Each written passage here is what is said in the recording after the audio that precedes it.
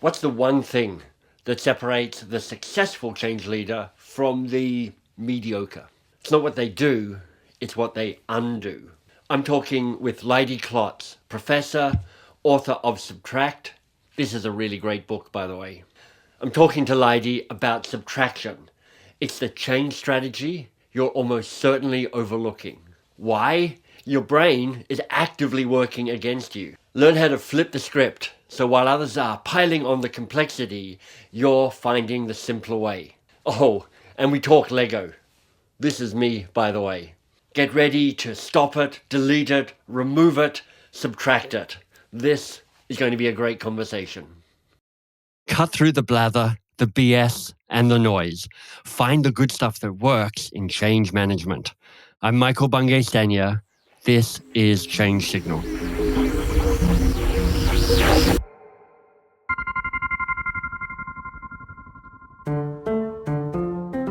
This episode is about one of the most important and elusive catalysts for change in organizations. Elusive not just because it's difficult, although make no mistake, it can be difficult. It's elusive because most of the time, we don't even think of it. Here's the idea in a nutshell.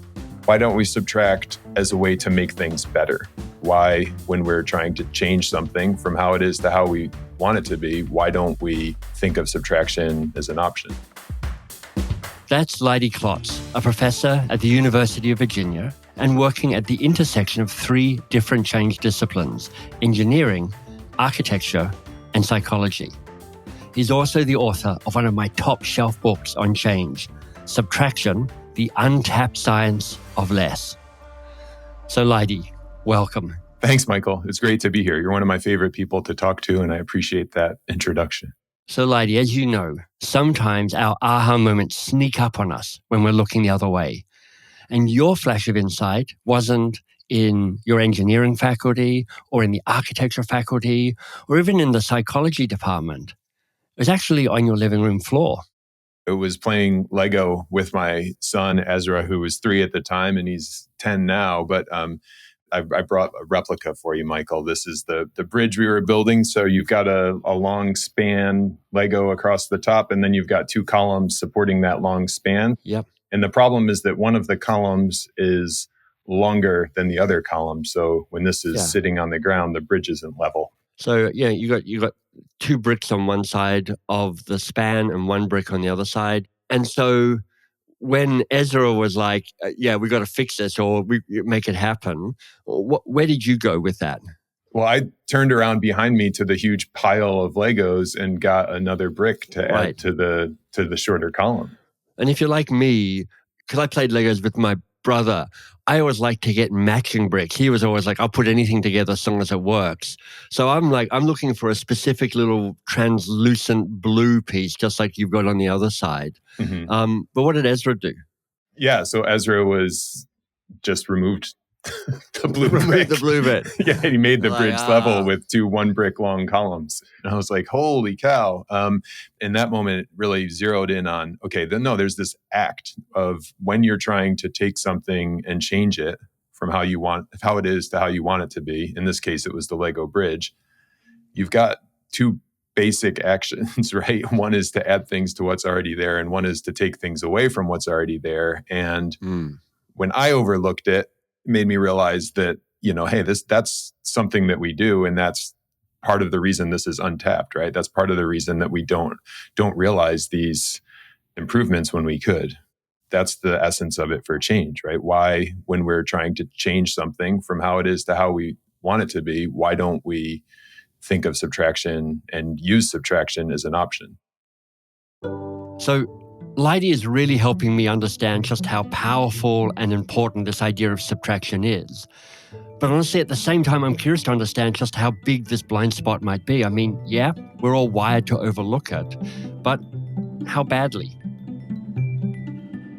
Leidy had some math for me.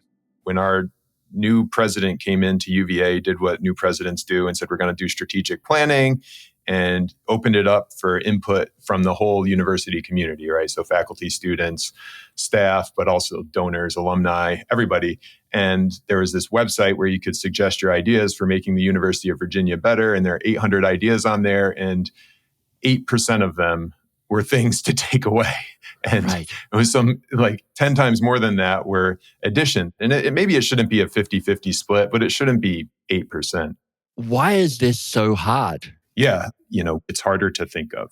We did 20 different experiments to show this. We won't go into all the details of them. And this was published in Nature, which is the top academic journal. So it's not based on the Lego bridge, but what we found was the same thing that happened to me in that moment, right? So if you imagine yourself trying to change something, right? And the way our brains work is we've got these, heuristics, these shortcuts that have evolved over time that are generally helpful, right? And so they lead us to think of certain things before other things. And what happens when we try to change something is you think, hey, what can I add to make this better? And what usually happens is what would have happened to me in that moment if Ezra wasn't there, which is I would have added and moved on and not even considered this whole other class of options. So that's the one reason is it's just simply harder to think of. If you were coaching me on building my capacity to think about removal and subtraction and less a little sooner and a little better, where would you start? What we've just done. We've already done a huge part of it. Not a huge part, not all of it, but I think just having the awareness, like defining this as a class of things that you can do, and then dedicating a podcast episode to it, right? Or, having a big flashy cover of a book that says subtract right on it. It's like now people are less likely to overlook that. And it's not the full solution, as we'll talk about, I'm sure, but it's a big first step to realize that this is a thing that we could be doing. What do people struggle with or get wrong about trying to implement that, particularly in the world of change? Yeah, we talked about the first step being aware of it. And I think if there's going to be success in a larger environment beyond just your own mind, having it built into the processes is really important, because I think obviously if you're listening to this podcast, you're going to think about this as an option. But what about when you get into, the day-to-day of your job or to the critical decisions that are happening? And, all the research shows that you're not as likely to think about it when you're doing that. But if you can build it into the process, it helps you think about it, and it also kind of gives you permission to do it. And I'll give you an example. One of my favorites is annual reviews. And so one of the organizations that I talked to, they said, we're doing these annual reviews. And what happens in the annual review is you say, here are my plans for next year. And it's always 3 amazing things that are going to change the world.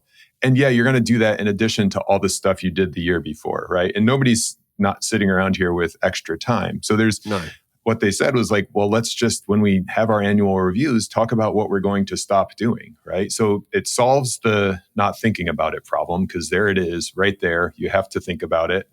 And it also solves the second problem with subtraction, which is sometimes it's harder to show that you're being an effective employee or showing that you're changing the world by subtracting. But if you're being asked by your boss to do it, and if you're, it's something that's valued in your organization, now the new employee can think about this and actually suggest something that will make everything better without feeling like they're slacking off or feeling like they're just trying to get away with not doing anything. Okay, I'm jumping in here because I just want to make sure you caught that bit about building it into the processes. It really reminds me of the science of building a habit. So the first step in the habit building is to know the trigger. So for instance, a trigger might be, I'm working through a performance review, or I'm designing a change project. And then once you find the trigger, you set up a deliberate act to spark a new behavior. So that might be, I'm going to consider actively and assertively what I might remove or subtract or do less of or eliminate.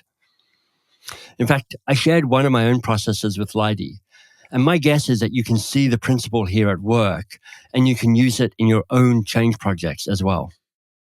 So I'm married to a woman who has a PhD in literature and also a master's degree in library science.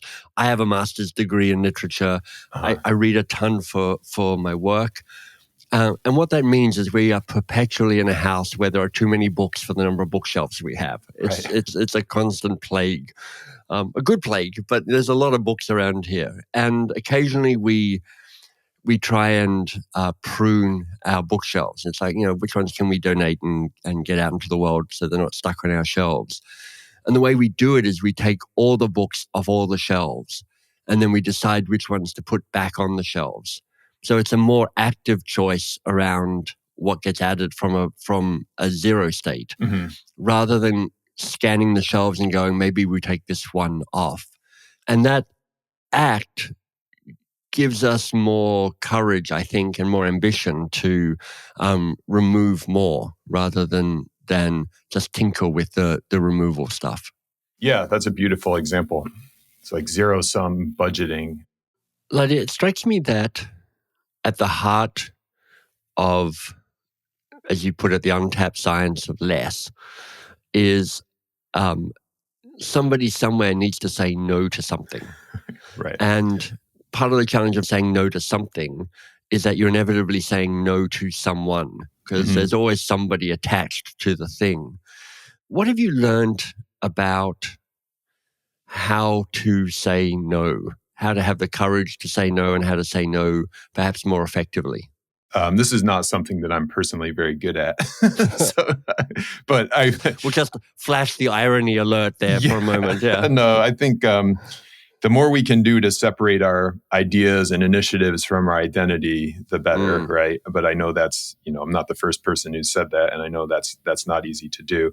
So one of the most frequent questions I get is like, well, Leidy, what should we subtract? Is this a good thing to be subtracting? And I say, I don't know. I mean, it depends on what's your goal. What are your values? And that is what tells you if taking something away is going to make things better. And I think if for these hard situations where, the initiative is tied to so-and-so's identity, you feel like you're going to be insulting so-and-so by suggesting that the thing that they suggested isn't something that we should do, you've got to really ruthlessly bring it back to what the common goal is and then just point out that there's an opportunity cost, right? I'm not saying we shouldn't do this or that you're a bad person or that we shouldn't try to make things better. I'm just saying that if we do this, we're not going to be able to do something else that is going to get us towards our goal more quickly. And again, I know that's hard. I'm empathizing here more than offering solutions, but the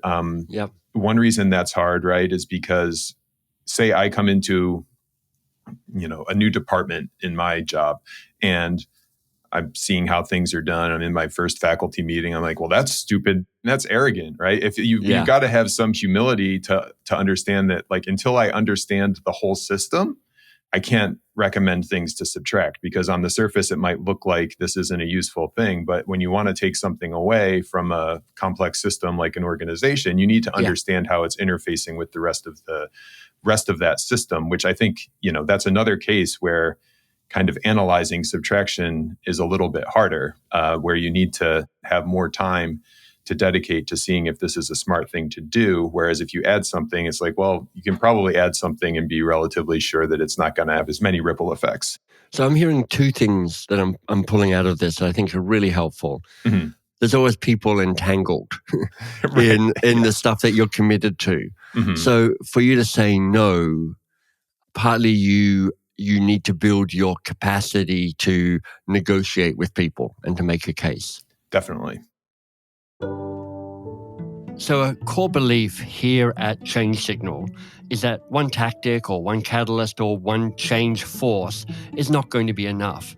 And this conversation with Leidy is really making that clear to me, because I'm starting to see, and maybe you are too, the connection to other change catalysts that you need to understand and perhaps deploy. I mean, I can think of two immediately. You need to understand influence and how power works. And secondly, you need to know how to use marketing and storytelling to your advantage. This is not the time to go deep on those two change catalysts, but be assured, I've got some truly wonderful guests coming up to dig into those topics with insights and practical tools. Change at an organizational level often fails.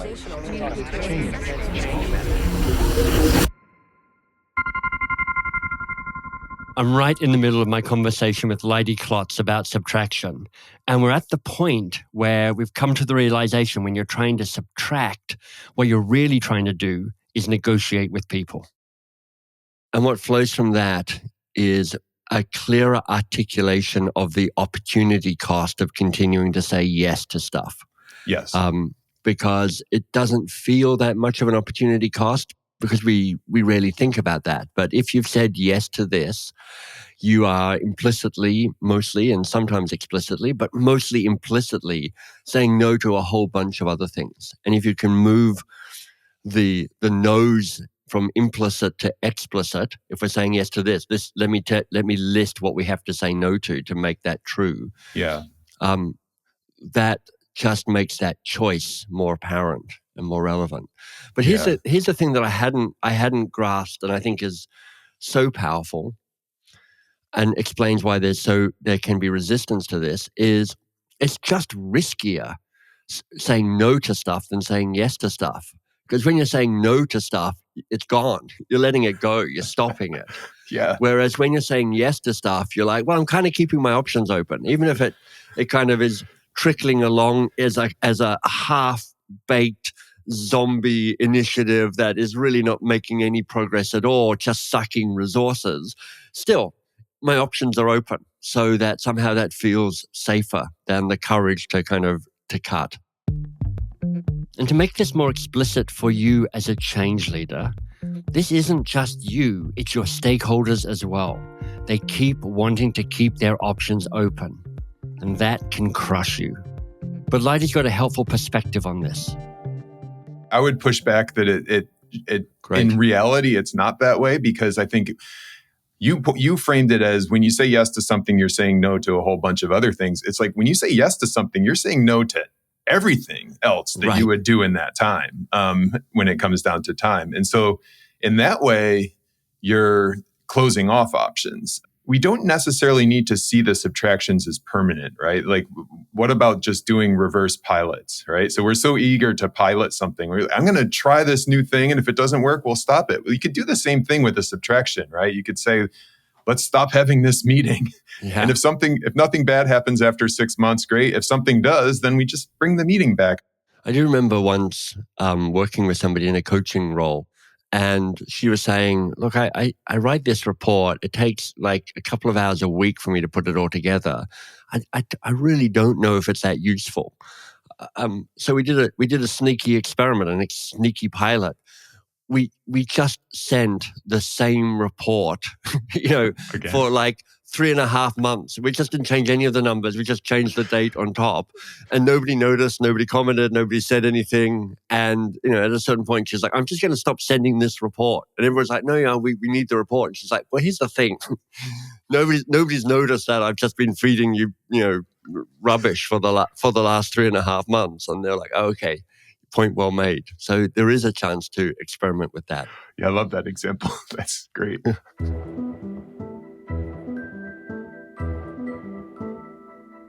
Do you have a story? You've told you hinted at some stories around where this subtraction has been a powerful strategy around change. Have you got a story of where it's been attempted and it hasn't worked so well? One of the reasons this might not work, or this doesn't work as well as it could, is when we're not ambitious enough with it.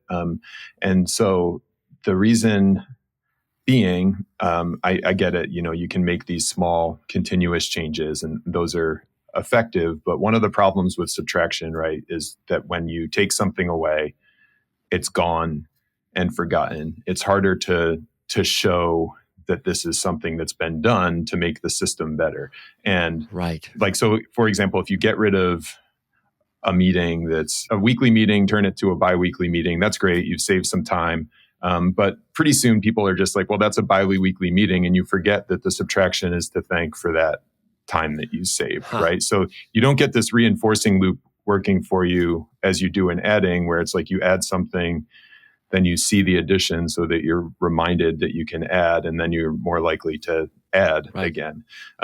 But if you make subtraction visible, so for the meeting example, doing something like a meeting doomsday, this is getting rid of all of the meetings on the calendar and then evaluating which ones you would like to bring back. And then it's pretty hard to forget that this is something that this is a pretty big subtraction that then could reinforce itself. Or one of my friends, when she says no to something, she will actually put it on her calendar, like these 2 hours of writing time brought to you by saying no to this trivial thing, right? Oh, that's so good. So she's like making it visible and reminding herself for the next time.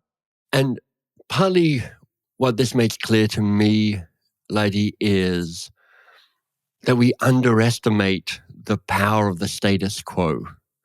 Holding things as they are has a heavy gravity to it. Mm-hmm. You know, it keeps pushing us down there because it feels risky to shift the status quo.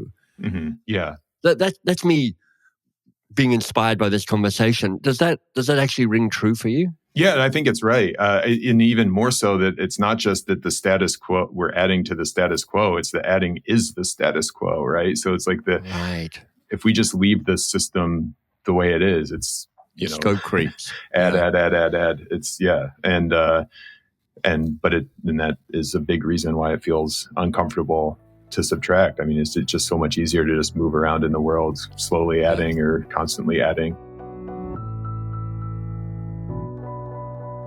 Let me shift focus slightly. My take on change is it is a discipline full of half-baked, lousy ideas, as well as some good ones. So I'm curious to know, do you have any truisms or common sensisms, and I'm kind of doing air quotes as I do that, around change that are frustrating for you or kind of drive you nuts, that you wish, these are the ones that you'd like to remove? I get really frustrated with, not obviously this isn't any of your listeners, but the people, when people have the power and responsibility to change rules, often just see themselves as enforcers of the rules. And I feel like that's a huge abdication of responsibility, right? You're in this leadership role because you're supposed to be looking at the whole system, not because you're supposed to be, just looking for ways to enforce the way that we've always done things. I think that's a real barrier to change. I tell you what I'm taking from this conversation. Adding, when you're looking at all the other people and seeing what are they doing and what are they adding, tends to move towards homogenization rather than differentiation. And one of the drivers for people in change is we're doing this to improve our organization so we can be different and successful in the work that we do. Mm-hmm. And there's a way that, this is a bold statement, that subtraction gets you closer to difference and genius than adding might do. Exactly. I mean, my favorite example of that is the Strider bikes, right? So these are the little, if you've got a 1.5-year-old, better get out there and get them one. So it's a bike without the pedals and the drivetrain, right? And how they work is that a kid can just toddle on top of it, which makes sense. They do that for a little while, and then you realize that they can actually balance. So they're pushing it like a Flintstones car. And then, it's not long before they can go as fast as like a running parent. And it's just an amazing invention, right? It gives kids like 2 extra years of that bike riding freedom. Yeah. And the whole thing was, hey, let's take away something from the bike. And it's not like that there hasn't been innovation in bikes over the last century, but it's all been fatter tubes, bigger tires, more gears. Yeah. And finally somebody thought to do this, and you've got something that is usable by this whole new demographic and saleable to their parents. So when everybody else is adding, it pays to subtract. That's great. Well, this has been fantastic. For people who want to find out more about you and your book and how you show up in the world, where can they find you? My parents gave me a great Google name. So just leidyklotz.com has what I'm up to. And, the book has all of the ideas here. And that's the best way to stay up to date. Perfect. Thank you. All right. Thank you, Michael. This was awesome.